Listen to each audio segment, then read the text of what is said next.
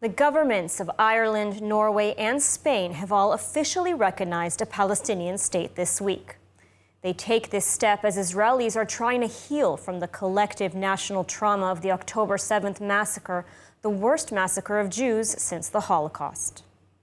They take this step as the terrorist organization Hamas still holds 125 hostages.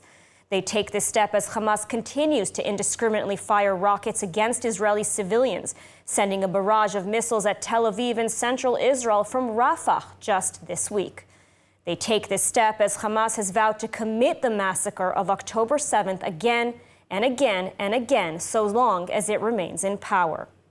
They take this step as the Palestinian Authority, their so-called partner for peace, continues to teach hatred of Jews and incites its people to violence against Israelis.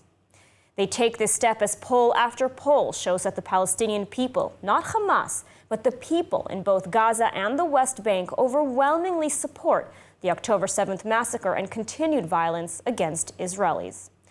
So exactly what kind of Palestinian state are they recognizing?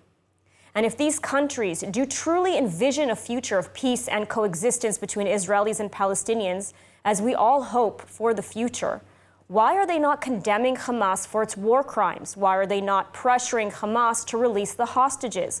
Why are they not demanding Hamas to surrender as a condition to recognizing a peaceful Palestinian state? Why instead are they rewarding Hamas and the Palestinian civilians? And yes, thousands of Palestinian civilians took an active part in October 7th with a state, a terrorist state. Let's be absolutely clear.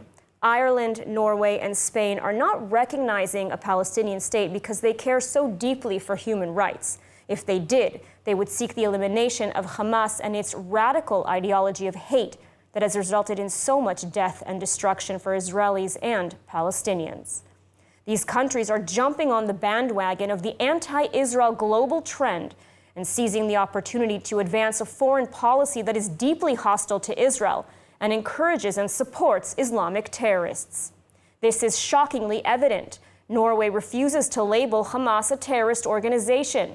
The foreign minister of Norway even prohibited the king from sending a letter of condolence to Israel after October 7th. And has at times refused to call for the release of the hostages. But the Spanish deputy prime minister perhaps sums it up best when a few days ago she didn't call for peace or for two states living side by side in coexistence. No, she openly called for the elimination of the State of Israel and the establishment of a Palestinian state in its place.